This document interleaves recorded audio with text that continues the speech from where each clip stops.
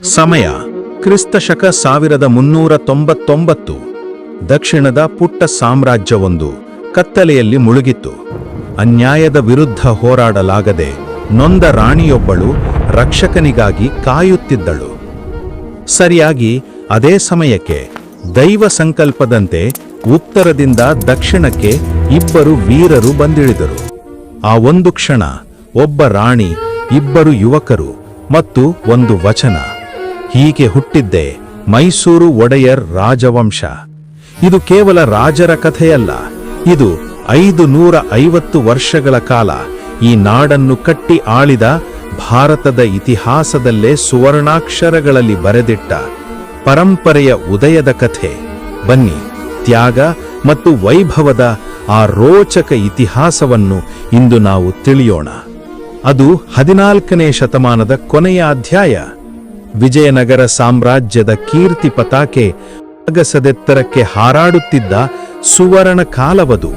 ಆದರೆ ದೀಪದ ಕೆಳಗೆ ಕತ್ತಲು ಎನ್ನುವಂತೆ ಆ ಮಹಾನ್ ಸಾಮ್ರಾಜ್ಯದ ನೆರಳಿನಲ್ಲಿ ಎಷ್ಟೋ ಸಣ್ಣ ಪುಟ್ಟ ಸಂಸ್ಥಾನಗಳು ಉಸಿರಾಡಲು ಕಷ್ಟಪಡುತ್ತಿದ್ದವು. ಅಂತಹ 100 ಪಾಳೆಯಪಟ್ಟುಗಳ ನಡುವೆ ಕೇವಲ ಮಹಿಷ ಮಂಡಲ ಎಂದು ಗುರುತಿಸಿಕೊಂಡಿದ್ದ ಆ ಪುಟ್ಟ ಊರೇ ಮುಂದೆ ಇತಿಹಾಸ ಸೃಷ್ಟಿಸಿದ ನಮ್ಮ ಮೈಸೂರು. ಒಡೆಯರ್ ವಂಶದ ಮೂಲದ ಬಗ್ಗೆ ಒಂದು ರೋಚಕ ಇತಿಹಾಸವಿದೆ. ಅದರ ಪ್ರಕಾರ ಶ್ರೀಕೃಷ್ಣನ ದ್ವಾರಕೆಯಿಂದ ಹೊರಟ ಯದುರಾಯ ಮತ್ತು ಕೃಷ್ಣರಾಯ ಎಂಬ ಇಬ್ಬರು ಕ್ಷತ್ರಿಯ ಸಹೋದರರು ದಕ್ಷಿಣದ ತೀರ್ಥಯಾತ್ರೆಗೆ ಬಂದರು. ವಿಧಿಯವರನ್ನು ಮೊದಲು ಕರೆದು ತಂದದ್ದು ಮೇಲುಕೋಟೆಗೆ. ಅಲ್ಲಿನ ಚಲುವನಾರಾಯಣ ಸ್ವಾಮಿಯ ದರ್ಶನ ಪಡೆದ ನಂತರ ದೈವ ಪ್ರೇರಣೆಯಂತೆ ಅವರು ಮೈಸೂರು ಯಾತ್ರೆಯಾಗಿರಲಿಲ್ಲ, ಒಂದು ಸಾಮ್ರಾಜ್ಯ ಸ್ಥಾಪನೆಯ ಆರಂಭವಾಗಿತ್ತು. ಆದರೆ ಅವರು ಮೈಸೂರಿಗೆ ಕಾಲಿಟ್ಟಾಗ ಅಲ್ಲಿನ ದೃಶ್ಯವೇ ಬೇರೆಯಾಗಿತ್ತು. ಮೈಸೂರು ಅರಾಜಕತೆಯ ಬೆಂಕಿಯಲ್ಲಿ ಬೇಯುತ್ತಿತ್ತು. ಪಾಳೆ ಚಾಮರಾಜರು ಅಕಾಲಿಕ ಮರಣ ಹೊಂದಿದ್ದರು. ಇತ್ತ ರಕ್ಷಣೆಗೆ ಯಾರೂ ಇಲ್ಲದೆ ರಾಣಿ ಮತ್ತು ಸುಂದರ ರಾಜಕುಮಾರಿ ದೇವಾಜ್ಯಮಣ್ಣಿ ದಿಕ್ಕಿಲ್ಲದಂಟಾಗಿದ್ದರು.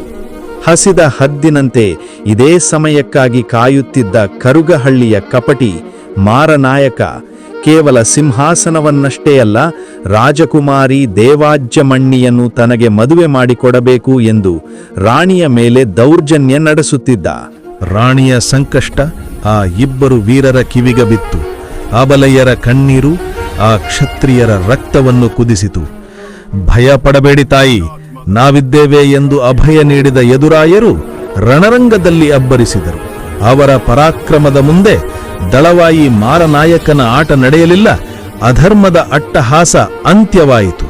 ಇದರಿಂದ ಹರ್ಷಗೊಂಡ ರಾಣಿ ತನ್ನ ಮಗಳು ದೇವಾಜಮ್ಮಣ್ಣಿಯನ್ನು ಯದುರಾಯರಿಗೆ ಧಾರೆ ಎರೆದರು. ಕ್ರಿಸ್ತಶಕ 1399. ಅದು ಮೈಸೂರಿನ ಪಾಲಿಗೆ ಸುವರ್ಣಾಕ್ಷರಗಳಲ್ಲಿ ಬರೆದಿಡಬೇಕಾದ ವರ್ಷ. ಯದುರಾಯರು ಒಡೆಯರ್ ಎಂಬ ಬಿರುದಿನೊಂದಿಗೆ ಸಿಂಹಾಸನ ಏರಿದರು. ಕೇವಲ ಒಬ್ಬ ಯುವಕನ ಸಾಹಸದಿಂದ ಒಂದು ಮಹಾನ್ ಸಾಮ್ರಾಜ್ಯಕ್ಕೆ ಅಲ್ಲಿ ಭದ್ರ ಬುನಾದಿ ಬಿತ್ತು. ಯದುರಾಯರ ನಂತರದ 150 ವರ್ಷಗಳು ಮೈಸೂರಿನ ಪಾಲಿಗೆ ತಯಾರಿಯ ಕಾಲವಾಗಿತ್ತು. ವಿಜಯನಗರ ಸಾಮ್ರಾಜ್ಯದ ಅಧೀನದಲ್ಲಿದ್ದರೂ ಒಡೆಯರ್ ರಾಜರು ಸುಮ್ಮನೆ ಕೂಡಲಿಲ್ಲ. ವಿಜಯನಗರವೆಂಬ ಗುರುವಿನ ಅಡಿಯಲ್ಲಿ ಒಬ್ಬ ಶಿಸ್ತಿನ ವಿದ್ಯಾರ್ಥಿಯಂತೆ ಇದ್ದುಕೊಂಡೇ ಯುದ್ಧತಂತ್ರ ಮತ್ತು ಆಡಳಿತದ ಸೂಕ್ಷ್ಮಗಳನ್ನು ಮೈಸೂರು ಕರಗತ ಮಾಡಿಕೊಂಡಿತು. ಹೊರಜಗತ್ತಿಗೆ ಅವರು ಸಾಮಂತರಾಗಿದ್ರು, ಆದರೆ ಒಳಗೊಳಗೆ ಸ್ವತಂತ್ರವಾಗಿ ಮೌನವಾಗಿ ವೃದ್ಧಿಸಿಕೊಳ್ಳುತ್ತಿದ್ದರು. ಯದುರಾಯರ ನಂತರ ಬಂದವರು ಕೇವಲ ಸಿಂಹಾಸನ ಕಾಯುವವರಾಗಿರಲಿಲ್ಲ, ಅವರು ಸಾಮ್ರಾಜ್ಯದ ಶಿಲ್ಪಿಗಳಾಗಿದ್ದರು. 1423ರಿಂದ 1553ರವರೆಗೆ, ಅಂದರೆ ಸುಮಾರು 1.5 ಶತಮಾನದ ಕಾಲ ಮೈಸೂರಿನ ಕತ್ತಿ ಹೋಯಿತು. ಬೆಟ್ಟದ ಚಾಮರಾಜ ಒಡೆಯರ್, ತಿಮ್ಮರಾಜ ಒಡೆಯರ್ ಮತ್ತು ನಂತರ ಬಂದ ಇಬ್ಬರು ಚಾಮರಾಜ ಒಡೆಯರುಗಳು, ಹೀಗೆ ಒಬ್ಬರ ಹಿಂದೆ ಒಬ್ಬರಂತೆ ಬಂದ ಸಮರ್ಥ ರಾಜರು ಮೈಸೂರನ್ನು ಒಂದು ಭದ್ರಕೋಟೆಯನ್ನಾಗಿ ಪರಿವರ್ತಿಸಿದರು. ಅಲ್ಲಿಯವರೆಗೂ ತಲೆ ಎತ್ತಿ ಮೆರೆಯುತ್ತಿದ್ದ ಸುತ್ತಮುತ್ತಲಿನ ಪಾಳೆಗಾರರು ಮೈಸೂರಿನ ಪರಾಕ್ರಮದ ಮುಂದೆ ತಲೆಬಾಗುವಂತಾಯಿತು. ಮೈಸೂರು ಈಗ ಕೇವಲ ಒಂದು ಊರಾಗಿರಲಿಲ್ಲ, ಅದು ದಕ್ಷಿಣದ ಪ್ರಬಲ ಶಕ್ತಿಯಾಗಿ ರೂಪಾಂತರಗೊಳ್ಳುತ್ತಿತ್ತು. ಆ ಆರಂಭಿಕ ಅರಸರ ಮಂತ್ರ ಒಂದೇ ಆಗಿತ್ತು: ವಿಜಯನಗರ ಸಿಂಹಾಸನಕ್ಕೆ ಅಚಲ ನಿಷ್ಠೆ. ಆದರೆ ಆ ನಿಷ್ಠೆಯ ಜೊತೆಗೆ ಮೈಸೂರಿನ ಆಂತರಿಕ ಶಕ್ತಿಯನ್ನು ಅವರು ಉಕ್ಕಿನಂತೆ ಬಲಪಡಿಸಿದರು. ಒಂದು ಕಡೆ ರೈತನ ನೇಗಿಲು ಭೂಮಿಯನ್ನು ಹದ ಮಾಡಿದರೆ ಇನ್ನೊಂದು ಕಡೆ ಸೈನಿಕನ ಕತ್ತಿ ರಣರಂಗಕ್ಕೆ ಸಜ್ಜಾಗುತ್ತಿತ್ತು. ತೆರಿಗೆ ವ್ಯವಸ್ಥೆಯನ್ನು ಸರಿಪಡಿಸಿ ಖಜಾನೆಯನ್ನು ತುಂಬಿಸಿದರು. ನೆನಪಿರಲಿ, ಮೈಸೂರು ಆಗ ಇನ್ನೂ ಸ್ವತಂತ್ರವಾಗಿರಲಿಲ್ಲ. ಆದರೆ ಯಾರ ಹಂಗವಿಲ್ಲದೆ ತನ್ನ ಸ್ವಂತ ಕಾಲು ಮೇಲೆ ತಾನು ನಿಲ್ಲುವ ತಾಕತ್ತನ್ನು ಮೈಸೂರು ಆಗಲೇ ಗಳಿಸಿಕೊಂಡಿತ್ತು. ಮೈಸೂರಿನ ಇತಿಹಾಸದಲ್ಲಿ 1553ರಿಂದ 1576 ಕಾಲಘಟ್ಟ ಬಹಳ ವಿಶೇಷ. ಮೊದಲು ಬಂದವರು ಎರಡನೇ ತಿಮ್ಮರಾಜ ಒಡೆಯರ್. ಇವರ ಪರಾಕ್ರಮ ಎಷ್ಟಿತ್ತು ಅಂದ್ರೆ ಸುತ್ತಮುತ್ತಲಿನ ಪಾಳೆಗಾರರು ಇವರ ಹೆಸರನ್ನು ಕೇಳಿದರೆ ಸಾಕು ನಡುಗುತ್ತಿದ್ರು. ಬಿರುದೆಂತೆಂಬರ ಗಂಡ ಎಂಬ ಗರ್ವದ ಬಿರುದು ಇವರ ಪರಾಕ್ರಮಕ್ಕೆ ಸಾಕ್ಷಿಯಾಗಿತ್ತು.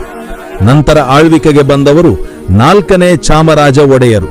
ವಿಧಿಯಾಟ ನೋಡಿ ಮನುಷ್ಯರ ವಿರುದ್ಧ ಗೆದ್ದ ರಾಜವಂಶ ಪ್ರಕೃತಿಯ ಮುಂದೆ ಮಂಡಿಯೂರುವ ಸನ್ನಿವೇಶ ಬಂತು. ಚಾಮುಂಡಿ ಬೆಟ್ಟದಲ್ಲಿ ಸಿಡಿಲಿನ ಹೊಡೆತಕ್ಕೆ ಸಿಕ್ಕ ಚಾಮರಾಜರು ಅದೃಷ್ಟವಶಾತ್ ಪ್ರಾಣಾಪಾಯದಿಂದ ಪಾರಾದರು. ಆದರೆ ಸಿಡಿಲಿನ ತಾಪಕ್ಕೆ ಕಳೆದುಕೊಂಡ ತಲೆಕೂದಲು ಮತ್ತೆ ಬರಲೇ ಇಲ್ಲ. ಅಂದಿನಿಂದ ಅವರು ಬೋಳ ಚಾಮರಾಜ ಒಡೆಯರ್ ಎಂದೇ ಖ್ಯಾತರಾದರು. ಸಾವುಗೆದ್ದ ರಾಜನ ವಿಚಿತ್ರ ಕಥೆ ಇದು. 1556 ವಿಜಯನಗರ ಸಾಮ್ರಾಜ್ಯ ಧೂಳಿಪಟವಾಯಿತು. ದಕ್ಷಿಣ ಭಾರತದ ರಾಜಕೀಯ ಚಿತ್ರಣವೇ ಅಲ್ಲೋಲ ಕಲ್ಲೋಲವಾಯಿತು. ಆದರೆ ಈ ಬಿರುಗಾಳಿಯ ನಡುವೆಯೂ ಒಂದು ಹಣತೆ ಆರದೆ ಉಳಿದಿತ್ತು. ಅದೇ ಮೈಸೂರು. ಬೃಹತ್ ಹೆಮ್ಮರ ಉರುಳಿದಾಗ ಅದರ ಬುಡದಲ್ಲಿದ್ದ ಸಣ್ಣ ಗಿಡಕ್ಕೆ ಬಾನಿನತ್ತ ಬೆಳೆಯಲು ದಾರಿ ಸಿಕ್ಕಂತಾಯಿತು. ಮೈಸೂರು ಇಷ್ಟು ದಿನ ಕಾಯುತ್ತಿದ್ದ ಆ ಸ್ವಾತಂತ್ರ್ಯದ ಗಳಿಗೆ ಈಗ ಹತ್ತಿರ ಬಂದಿತ್ತು. ದೊಡ್ಡ ಮರ ಬಿದ್ದಾಗ ಭೂಮಿ ನಡುಗುವುದು ಸಹಜ. ವಿಜಯನಗರದ ಪತನ ಇಡೀ ದಕ್ಷಿಣ ಭಾರತವನ್ನೇ ನಡುಗಿಸಿತ್ತು. ಈ ರಾಜಕೀಯ ನಿರ್ವಾತವನ್ನು ಬಳಸಿಕೊಂಡು ಸ್ವತಂತ್ರರಾಗಲು ಅನೇಕರು ತುದಿಗಾಲಲ್ಲಿ ನಿಂತಿದ್ದರು. ಆದರೆ ವಿಧಿ ಮೈಸೂರಿಗೆ ಬೇರೆಯದೇ ಆಟ ಬರೆದಿತ್ತು. 1578ರಲ್ಲಿ ಮೈಸೂರಿನ ಚುಕ್ಕಾಣಿ ಹಿಡಿದ ರಾಜ ಒಡೆಯರ್ ಆ ಅವಕಾಶವನ್ನು ಸನಿಯಾಗಿ ಬಳಸಿಕೊಂಡರು. ಒಡೆಯರ್ ವಂಶದ ಕೀರ್ತಿಯನ್ನು ಮುಂದಿನ ಹಂತಕ್ಕೆ ತೆಗೆದುಕೊಂಡು ಹೋಗಬಲ್ಲ ನಾಯಕನೊಬ್ಬನ ಉದಯವಾಯಿತು. ಕೇವಲ 33 ಹಳ್ಳಿಗಳಿಗೆ ಸೀಮಿತವಾಗಿದ್ದ ಮೈಸೂರನ್ನು ಒಂದು ದೊಡ್ಡ ರಾಜ್ಯವಾಗಿ ಪರಿವರ್ತಿಸಿದ ಕೀರ್ತಿ ರಾಜ ಒಡೆಯರಿಗೆ ಸಲ್ಲುತ್ತದೆ. ಅವರು ಮೊದಲು ಮಾಡಿದ್ದೇ ವಿಜಯನಗರಕ್ಕೆ ಕೊಡುತ್ತಿದ್ದ ಕಪ್ಪವನ್ನು ನಿಲ್ಲಿಸಿದ್ದು. ಇದು ಮಗು ಬೆಳೆದು ದೊಡ್ಡದಾಗಿ ತನ್ನ ತಂದೆ ತಾಯಿಯಿಂದ ಸ್ವತಂತ್ರವಾಗಿ ನಿಂತಂತೆ ಮೈಸೂರಿನ ಸ್ವಾತಂತ್ರ್ಯದ ಘೋಷಣೆಯಾಗಿತ್ತು. ಅವರು ಶ್ರೀರಂಗಪಟ್ಟಣದಲ್ಲಿದ್ದ ವಿಜಯನಗರದ ಪ್ರತಿನಿಧಿ ತಿರುಮಲರಾಯನನ್ನು ಸೋಲಿಸಿ 1610ರಲ್ಲಿ ಶ್ರೀರಂಗಪಟ್ಟಣವನ್ನು ತಮ್ಮ ರಾಜಧಾನಿಯನ್ನಾಗಿ ಮಾಡಿಕೊಂಡರು. ಕಾವೇರಿ ನದಿಯಿಂದ ಸುತ್ತುವರಿದ ದ್ವೀಪವಾಗಿದ್ದ ಶ್ರೀರಂಗಪಟ್ಟಣ ಶತ್ರುಗಳಿಂದ ರಕ್ಷಣೆ ಪಡೆಯಲು ನೀರಿನಿಂದ ಆವೃತವಾದ ಒಂದು ನೈಸರ್ಗಿಕ ಕೋಟೆಯಂತಿತ್ತು. ಇದೇ ವರ್ಷ ರಾಜ ಒಡೆಯರವರು ವಿಜಯನಗರದ ಸಂಪ್ರದಾಯವನ್ನು ಅನುಸರಿಸಿ ಶ್ರೀರಂಗಪಟ್ಟಣದಲ್ಲಿ ವೈಭವದ ದಸರಾ ಉತ್ಸವವನ್ನು ಪ್ರಾರಂಭಿಸಿದರು. ಅಂದಿನಿಂದ ಇಂದಿನವರೆಗೂ ದಸರಾ ಮೈಸೂರಿನ ಸಾಂಸ್ಕೃತಿಕ ಗುರುತಿನ ಅವಿಭಾಜ್ಯ ಅಂಗವಾಗಿದೆ. ಆದರೆ ಬೆಳಕಿದ್ದ ಕಡೆ ಕತ್ತಲೂ ಇರುತ್ತದಲ್ಲವೇ? ರಾಜ ಒಡೆಯರವರ ವಿಜಯದ ಕಹಳೆ ಮೊಳಗುತ್ತಿದ್ದಂತೆಯೇ ಇತ್ತ ಒಂದು ಕರಾಳ ಇತಿಹಾಸವು ಜನ್ಮ ತಾಳುತ್ತಿತ್ತು. ಶ್ರೀರಂಗಪಟ್ಟಣ ಕೈವಶವಾಯಿತು. ಆದರೆ ಅಲ್ಲಿನ ರಾಣಿ ಅಲಮೇಲಮ್ಮನ ಬಳಿಯಿದ್ದ ಅಮೂಲ್ಯ ಆಭರಣಗಳ ಮೇಲೆ ರಾಜರ ಕಣ್ಣು ಬಿತ್ತು. ಆ ಒಡವೆಗಳನ್ನು ತನಗೆ ನೀಡುವಂತೆ ರಾಜರು ಆಜ್ಞಾಪಿಸಿದರು. ಸ್ವಾಭಿಮಾನಿ ಅಲಮೇಲಮ್ಮ ಅದಕ್ಕೆ ಒಪ್ಪಲಿಲ್ಲ. ಸೈನಿಕರಿಂದ ತಪ್ಪಿಸಿಕೊಳ್ಳಲು ಓಡಿ ಹೋಗಿ ಮಾಲಂಗಿಯ ಮಡುವಿನ ದಡದಲ್ಲಿ ನಿಂತರು. ಸಾವಿನ ಅಂಚಿನಲ್ಲಿ ನಿಂತು ಆಕೆ ನುಡಿದ ಆ 3 ಸಾಲುಗಳು ಇಂದಿಗೂ ಮೈಸೂರಿನ ಪಾಲಿಗೆ ಅಚ್ಚಳೆಯದ ಶಾಸನವಾಗಿವೆ. ತಲಕಾಡು ಮರಳಾಗಲಿ, ಮಾಲಂಗಿ ಮಡುವಾಗಲಿ, ಮೈಸೂರು ಅರಸರಿಗೆ ಮಕ್ಕಳಾಗದಿರಲಿ ಎಂದು ಶಪಿಸಿ ಕಾವೇರಿಯ ಒಡಲು ಸೇರಿದರು. ಇದು ಕಾಕತಾಳೀಯವೋ ಅಥವಾ ಶಾಪದ ಮಹಿಮೆಯೋ? ಅಂದಿನಿಂದ ಇಂದಿನವರೆಗೂ ಒಡೆಯರ್ ವಂಶದಲ್ಲಿ ಪುತ್ರ ಸಂತಾನದ ಸಮಸ್ಯೆ ಪದೇ ಪದೇ ಕಾಡುತ್ತಲೇ ಇದೆ. ರಾಜ ಒಡೆಯರ್ ನಂತರ 6ನೇ ಚಾಮರಾಜ ಒಡೆಯರ್ ರಾಜ್ಯವನ್ನು ವಿಸ್ತರಿಸಿದರು ನಿಜ. ಆದರೆ ಮೈಸೂರಿನ ಇತಿಹಾಸ ಕಂಡ ನಿಜವಾದ ಗಂಡುಗಲಿ ಎಂದರೆ 1638ರಲ್ಲಿ ಸಿಂಹಾಸನ ಏರಿದ ರಣಧೀರ ಕಂಠೀರವ ನರಸರಾಜ ಒಡೆಯರ್. ಉತ್ತಲದಿಂದ ಧಾವಿಸಿ ಬಂದ ಬಿಜಾಪುರದ ಸುಲ್ತಾನರ ಬೃಹತ್ ಸೈನ್ಯವನ್ನು ಕಂಡು ಮೈಸೂರು ಬೆಚ್ಚಲಿಲ್ಲ. ಕಾರಣ, ಅಲ್ಲಿ ಕಾವಲಿದ್ದದ್ದು ಈ ರಣಧೀರ. ಬಿಜಾಪುರದ ಸೈನ್ಯವನ್ನು ಧೂಳಿಪಟ ಮಾಡಿ ಮೈಸೂರಿನ ಸ್ವಾತಂತ್ರ್ಯವನ್ನು ಉಳಿಸಿದರು. ಕೇವಲ ಕತ್ತಿಯಲ್ಲ, ಆರ್ಥಿಕವಾಗಿಯೂ ಮೈಸೂರು ಯಾರ ಹಂಗಿನಲ್ಲೂ ಇಲ್ಲ ಎಂದು ತೋರಿಸಲು ತಮ್ಮದೇ ಆದ ಟಂಕಸಾಲೆಯನ್ನು ಸ್ಥಾಪಿಸಿದರು. ಅಂದು ಅವರು ಚಲಾವಣೆಗೆ ತಂದ ಕಂಠೀರಾಯಿ ಪಗೋಡ ನಾಣ್ಯಗಳು ಮೈಸೂರಿನ ಸಾರ್ವಭೌಮತ್ವಕ್ಕೆ ಹಿಡಿದ ಕನ್ನಡಿಯಂತಿದ್ದವು. 1672ರಿಂದ 1704 ಇದು ಮೈಸೂರು ಇತಿಹಾಸದ ಸುವರ್ಣ ಅಧ್ಯಾಯ. ಆಗ ಸಿಂಹಾಸನ ಏರಿದವರು ಚಿಕ್ಕ ದೇವರಾಜ ಒಡೆಯರ್. ಇವರನ್ನು ಕೇವಲ ರಾಜ ಎನ್ನುವಂತಿಲ್ಲ, ಇವರೊಬ್ಬ ದಕ್ಷ ಆಡಳಿತಗಾರ ಮತ್ತು ಮಹಾಪರಾಕ್ರಮಿಯೂ ಹೌದು. ಒಂದು ಕಡೆ ಮರಾಠರು ಮತ್ತು ಮೊಘಲರಂತಹ ಬಲಿಷ್ಠ ಸಾಮ್ರಾಜ್ಯಗಳ ದಾಳಿಯನ್ನು ತಡೆದು ನಿಲ್ಲಿಸಿದರು. ಮತ್ತೊಂದು ಕಡೆ ಆಡಳಿತದಲ್ಲಿ ಕ್ರಾಂತಿಯನ್ನೇ ಮಾಡಿದರು. ಇಂದಿನ ಕಾರ್ಪೊರೇಟ್ ಕಂಪನಿಗಳಲ್ಲಿರುವಂತೆ ಅಂದೇ ರಾಜ್ಯದ ಆಡಳಿತವನ್ನು 18 ಚಾವಡಿಗಳಾಗಿ ಅಂದ್ರೆ 18 ಇಲಾಖೆಗಳಾಗಿ ವಿಂಗಡಿಸಿದ ಕೀರ್ತಿ ಇವರದ್ದು. ಅಷ್ಟೇ ಅಲ್ಲ, ಇಂದಿನ ಪೋಸ್ಟ್ ಆಫೀಸ್ ವ್ಯವಸ್ಥೆಗೆ ಬುನಾದಿ ಹಾಕಿದ್ದು ಇದೇ ಚಿಕ್ಕ ದೇವರಾಜ ಒಡೆಯರ್. ಇವರ ಕಾಲದಲ್ಲಿ ಮೈಸೂರು ಸಂಪತ್ತು ಮತ್ತು ಶಕ್ತಿಯಲ್ಲಿ ಎಷ್ಟು ಎತ್ತರಕ್ಕೆ ಬೆಳೆಯಿತೆಂದರೆ ಇತಿಹಾಸ ಇವರನ್ನು ನವಕೋಟಿ ನಾರಾಯಣ ಎಂದು ಕರೆದು ಗೌರವಿಸಿತು. 33 ಹಳ್ಳಿಗಳಿಂದ ಆರಂಭವಾದ ಮೈಸೂರು ಚಿಕ್ಕದೇವರಾಜ ಒಡೆಯರ್ ಕಾಲಕ್ಕೆ ಸಂಪತ್ತಿನ ಶಿಖರ ಏರಿತು.